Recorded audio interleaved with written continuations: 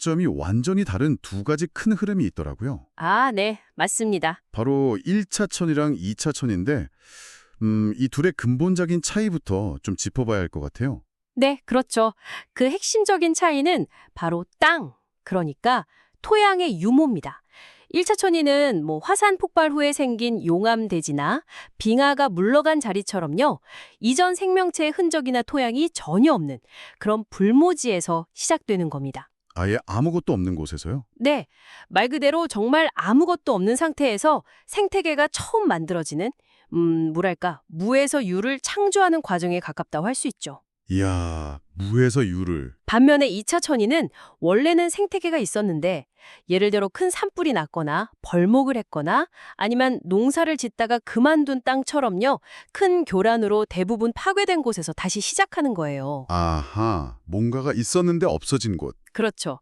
근데 여기서 결정적인 차이는 눈에 보이는 식물은 사라졌어도 땅 속에는 기존의 토양과 함께 씨앗이라든지 뿌리 같은 생명의 불씨, 이걸 저희가 생물학적 유산이라고 부르는데 이게 남아있다는 점이에요. 아, 땅 속에 아직 기회가 남아있는 거군요. 네, 그래서 2차 천이는 파괴 후의 복구 또는 재생 과정이라고 할 수 있습니다. 그러니까 1차는 완전 백지 상태에서 시작하고 2차는 뭐랄까, 밑그림이나 기초공사가 좀 되어 있는 상태에서 다시 그리는 거네요.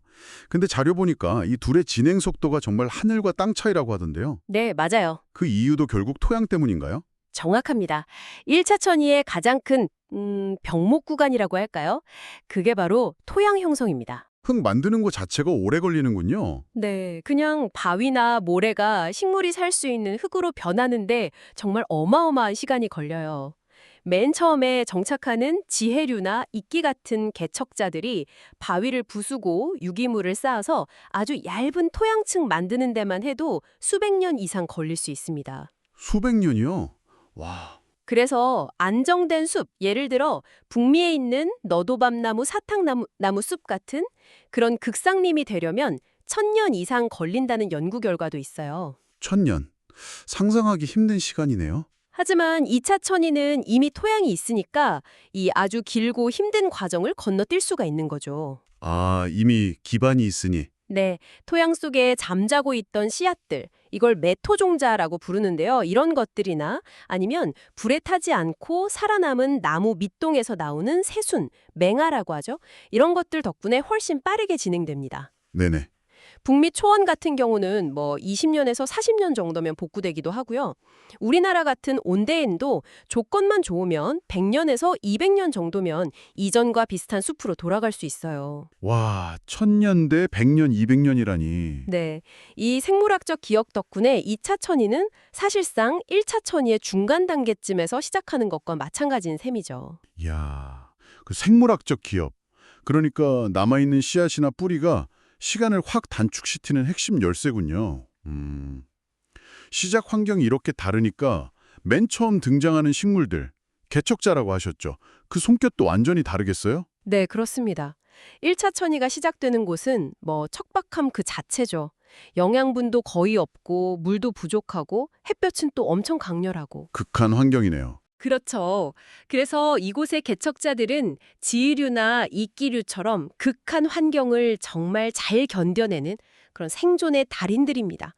특히 지유류 같은 경우는 바위를 녹이는 산성분을 분비해서 최초의 흙을 만드는 데 아주 결정적인 역할을 하죠. 아, 얘네가 진짜 맨 땅에 헤딩하는 거군요. 네, 맞습니다. 반면에 2차 천이가 시작되는 곳은 토양 덕분에 환경이 훨씬 낫고 또 교란 때문에 경쟁자가 사라져서 햇빛도 풍부해요. 기회의 땅이네요. 그렇죠. 기회주의자들이 몰려드는 거죠. 그래서 여기에는 1년생 잡초처럼 아주 빨리 자라서 기회를 딱 선점하는 그런 기회주의적인 식물들이 먼저 나타납니다. 토양 속 씨앗에서 발아하거나 나무 뿌리에서 빠르게 싹을 틔워서 금방 넓게 퍼져나가죠. 아하. 정리하면 1차는 정말 극한 환경 스페셜리스트들이 아주 오랜 시간에 걸쳐서 털을 닦는 과정이고 2차는 남아있는 자원을 이용해서 빠르게 성장하는 전략가들이 주도하는 복구 과정이다. 이렇게 볼 수 있겠네요. 흥미롭습니다. 네, 그렇죠. 그런데 1차 천이도 시작 지점의 물 조건에 따라서 또 다른 경로로 나뉜다고 하던데요. 맞습니다. 1차 천이는 시작점의 수분 조건에 따라 크게 건성천이, 엑세로세 하고 습성천이, 하이드로세르 이렇게 두 가지 경로로 구분할 수 있어요. 이걸 비교해보면 또 다른 중요한 원리를 발견할 수 있습니다. 건성천이. 이름만 들어서는 건조한 곳에서 시작하는 거겠군요. 바위나 모래 언덕 같은 곳이요. 네, 맞아요. 건성천이는 물이 거의 없는 건조한 환경, 즉 엑스릭 환경에서 출발합니다. 맨땅이나 바위에 지류, 이끼류 같은 애들이 정착해서 아주 조금씩 토양을 만들면 그제야 풀들이 자랄 수 있게 되고요. 초원 단계. 풀들이 쌓여서 토양이 더 깊어지면 키 작은 나무인 관목들이 들어섭니다. 관목림 단계. 점점 환경이 좋아지네요. 그쵸. 관목은 그늘도 만들고 바람도 막아주면서 미기후를 조금씩 완화시키죠. 토양이 더 발달하면 이제 소나무처럼 햇빛을 좋아하는 나무들, 양수라고 하죠. 이런 나무들이 숲을 이루고 양수림 단계, 이 숲 아래 그늘진 환경에서는 참나무나 단풍나무처럼 그늘을 잘 견디는 나무들, 음수라고 부르는 애들이 경쟁에서 이겨서 최종적으로 안정된 숲, 즉 극상림, 음수림 단계로 나아갑니다. 아, 단계별로 차근차근 가는군요. 네, 핵심은 결국 토양을 만들고 수분 조건을 점차 개선해 나가는 과정이라고 볼 수 있습니다. 그럼 반대로 습성천이는 호수나 연못처럼 물이 많은 환경에서 시작해서 이게 육지로 변해가는 과정이라는 말씀이시죠? 물이 땅으로 변한다니 그 과정이 잘 상상이 안 되는데요. 네, 습성천이는 물 환경, 하이드릭 환경에서 육지 환경으로 점진적으로 변해가는 과정입니다. 처음에는 영양분이 별로 없는 호수, 빈영양호라고 하는데요. 여기에 주변 흙이나 영양분이 흘러들어오고 식물성 플랑크톤 같은 것들이 번성하면서 물속에 유기물이 쌓이기 시작해요. 이걸 부영양화라고 합니다. 물이 점점 영양분이 많아지는 거군요. 그렇죠. 이후에는 물속에 완전히 잠겨 사는 침수식물이나 물 위에 잎을 띄우는 부엽식물 같은 것들이 자라면서 죽은 사체가 바닥에 계속 쌓여요. 그러면서 수심이 점차 얕아지는 거죠. 아, 퇴적이 되는군요. 네, 수심이 더 얕아지면 갈대나 부들처럼 뿌리는 물 밑에 두고 줄기랑 잎은 물 밖에 내놓고 사는 정수식물들이 아주 무성하게 자랍니다. 이 정수식물 군락이 중요한데요. 네, 물의 흐름을 느리게 해서 퇴적을 더 빠르게 만들고 잎을 통해서 증산작용으로 물을 대기 중으로 많이 내보내고 또 죽어서 엄청난 양의 유기물을 공급해요. 그래서 호수 바닥을 빠르게 메워서 육지화시키는 아주 핵심적인 역할을 합니다. 와, 식물들이 스스로 땅을 만드는 거네요. 그렇죠. 퇴적이 계속돼서 물이 거의 사라지면 축축한 땅, 습원이 되고요. 더 마르면 풀밭, 초원이 됩니다. 일단 땅이 만들어지고 나면 그 이후는 건성천이랑 좀 비슷하게 가요. 관목림, 양수림을 거쳐서 최종적으로 그 지역 기후에 맞는 극상림으로 변해갑니다. 네네. 그러니까 습성천이의 핵심은 퇴적과 유기물 축적을 통한 육지화, 테레스트리얼리제이션 과정이라고 할 수 있죠. 와, 정말 놀랍네요.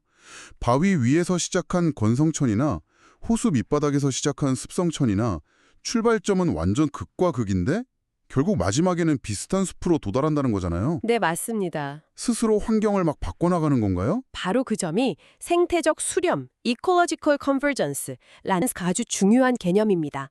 건성천이는 토양을 발달시켜서 수분 보유 능력을 높이는 방향으로 가고 습성천이는 퇴적을 통해 땅을 눕혀서 물을 제거하는 방향으로 가죠. 아, 양쪽에서 중간으로 만나는 거네요. 네, 양쪽 모두 생물 군집 스스로가 환경을 자신에게 더 유리하게, 그러니까 극단적으로 건조하거나 습하지 않은 중간 정도의 습도 조건, 이걸 중습 미직 상태라고 하는데요. 이 상태로 만들어갑니다. 중습 상태? 네, 그래서 같은 기후 조건 아래 있다면 시작점이 달랐더라도 결국에는 비슷한 모습의 안정된 극상 군집으로 수렴하는 경향을 보여요.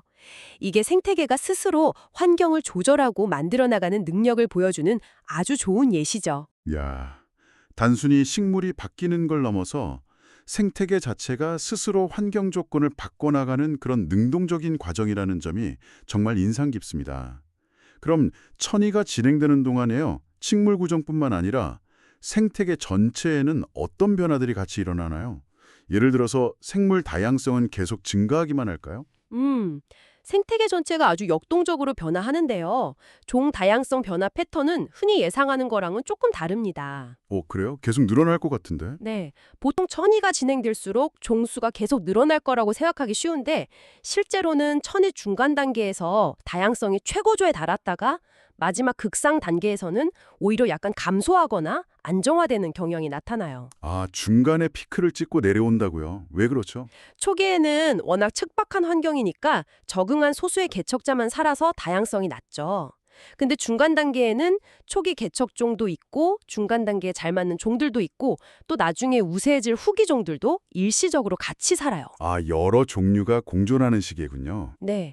그리고 다양한 키와 형태의 식물들이 막 섞여 살면서 서식지 구조 자체가 복잡해지거든요. 그러니까 살 수 있는 생물 종류, 즉 종 풍부도가 가장 많아지는 시기입니다. 다양한 환경이 제공되는 거죠. 네네. 하지만 극상 단계에 도달하면 그늘에서도 잘 자라는 소수의 강력한 경쟁자, 예를 들어 음수종 같은 애들이 숲의 위층을 꽉 장악해버려요. 그러면 햇빛을 많이 필요로 하는 다른 종들은 경쟁에서 밀려나서 사라지게 됩니다. 아, 강한 놈이 다 차지하는군요. 그렇죠. 그래서 숲 전체는 안정되지만 종의 가지수는 중기 단계보다 줄어들 수 있다는 겁니다. 그러니까 극상의 특징은 최대 다양성이 아니라 변화에 대한 저항성이 높은 안정성이라고 봐야 합니다. 종 가행성이 중간에 최고점을 찍고 후기에는 오히려 감소할 수 있다니 이건 정말 의외의 사실이네요. 그럼 숲이 점점 울창해지면서 나무들의 총량, 생물량, 바이오매스는 계속 늘어날 것 같은데 생태계 전체가 새로 만들어내는 유기물의 양, 그러니까 순군집 생산량도 계속 증가하나요? 네, 생물량. 그러니까 현재 살아있는 유기물의 총량은 천이가 진행됨에 따라서 꾸준히 증가해서 극상 단계에서 최대치에 이릅니다. 당연하겠죠. 거대한 나무들이 숲을 가득 채우니까요. 그렇죠. 하지만 군집 전체가 실질적으로 얼마나 성장하는지를 나타내는 순군집 생산량, Net Community Production, NCP는 좀 다른 패턴을 보여요. 이건 식물들이 한창 왕성하게 자라는 천이 중기 단계에서 가장 높습니다. 아, 생산량은 중간에 최대가 되는군요. 네, 극상 단계에 이르면 숲 전체가 광합성을 통해 만들어내는 총 유기물 양, 이걸 총 생산량, GPP라고 하죠. 이거랑 숲을 구성하는 모든 생물, 그러니까 식물, 동물, 미생물이 호흡으로 소비하는 에너지 양, 총호흡량이라고 하는데 이 두 개가 거의 같아져요. 생산하는 만큼 소비한다. 네, 즉 생산량 P와 호흡량 R의 비율, 피열 비율이 거의 1에 가까워지면서 순군집 생산량은 거의 0이 됩니다. 아, 0이요? 네, 더 이상 생태계 전체의 순수한 성장은 멈추고 생산과 소비가 균형을 이루는 일종의 현상 유지 상태에 도달했다는 의미입니다. 그렇군요. 극상이라는 게 더 이상 막 덩치를 치우는 성장 단계가 아니라 내부적으로 에너지가 균형을 이루는 안정 단계다. 이런 의미군요. 맞습니다. 그럼 영양분 순환 방식이라든지 아니면 교란에 대한 안정성 같은 특성도 천이 단계에 따라서 달라지겠네요. 물론입니다. 영양분 순환을 보면요. 초기 단계에는 토양 발달도 미숙하고 유기물도 적으니까 영양분이 시스템 밖으로 쉽게 빠져나가요. 약간 개방형 순환에 가깝죠. 네, 좀 새는 느낌이네요. 그렇죠. 하지만 천이가 진행돼서 극상에 도달하면 풍부한 생물량이란 토양 유기물이 영양분을 아주 단단히 붙잡아두고 군진 내부에서 효율적으로 재활용하는 폐쇄형 순환치계가 발달합니다. 영양분 누수가 훨씬 적어지는 거죠. 효율이 높아지는군요. 네. 그리고 안정성 측면에서는 두 가지를 좀 구분해서 봐야 하는데요. 하나는 외부 교란에 얼마나 잘 버티는지, 이걸 저항성이라고 하고요. 다른 하나는 교란을 당했을 때 얼마나 빨리 원래 상태로 되돌아오는지, 이건 복원성이라고 합니다. 저항성과 보관성. 네. 극상군집은 아무래도 성숙한 나무들이 많으니까 웬만한 교란에는 잘 버텨요. 저항성이 높죠. 하지만 한번 크게 파괴되면 회복 속도는 매우 느립니다. 즉, 복원성은 낮아요. 아, 버티긴 잘 버티는데 한번 무너지면 회복이 어렵군요. 그렇죠. 반대로 잡초밭 같은 천이 초기 군집은 작은 환경 변화에도 쉽게 영향을 받아요. 저항성은 낮죠. 하지만 교란이 멈추면 아주 빠르게 다시 우거집니다. 복원성은 아주 높은 거죠. 네네. 강한 복원력. 그래서 생산성이나 다양성하고 안정성이나 효율성 사이에 일종의 맞교환, 트레이드오프 관계가 나타나는 셈입니다. 그렇군요. 예전에는 극상이라고 하면 뭔가 완전히 변화가 멈춘 그런 최종 상태처럼 생각했던 것 같은데 실제로는 그렇지 않다는 말씀이시네요. 안정성 속에서도 계속 변화가 일어나는 건가요? 네, 맞습니다. 고전적으로는 극상을 천의의 정적인 최종 목적지, 딱 끝나는 지점으로 보는 경향이 있었지만 현대 생태학에서는 이걸 동적 평형, 다이나믹 이퀄리브리엄 상태로 이해합니다. 동적 평형이요? 네. 겉보기에는 숲의 전체적인 모습이나 주요 수종이 안정적으로 유지되는 것처럼 보이지만 그 내부를 자세히 들여다보면 개별 나무들이 태어나고 자라고 죽고 또 서로 경쟁하면서 세대 교체가 끊임없이 일어나는 아주 역동적인 시스템이라는 거죠. 겉은 잔잔해도 속은 계속 움직이는군요. 그렇죠. 또 극상림 안에서도 예를 들어 큰 나무가 쓰러져서 빈 공간, 이걸 숲틈이라고 부르는데요. 이런 틈이 생기면 그곳엔 햇빛이 들어오잖아요. 그러면서 국지적으로는 초기천이랑 비슷한 과정이 다시 시작되기도 해요. 작은 천이가 계속 반복되는 거네요. 네. 이런 작은 규모의 교란들이 오히려 숲 전체의 다양한 구조를 만들고 생물 다양성을 유지하는 데 기여하기도 하고요. 그렇다면 이 극상이라는 상태를 정의하고 설명하는 방식 자체도 학자들마다 좀 의견이 달랐을 것 같아요. 자료에도 여러 이론이 소개되어 있더라고요. 네, 맞아요. 극상의 본질에 대해서 여러 이론이 제시되어 왔습니다. 가장 고전적인 게 클레멘츠라는 학자의 단일 극상설이에요. 단일 극상설. 네.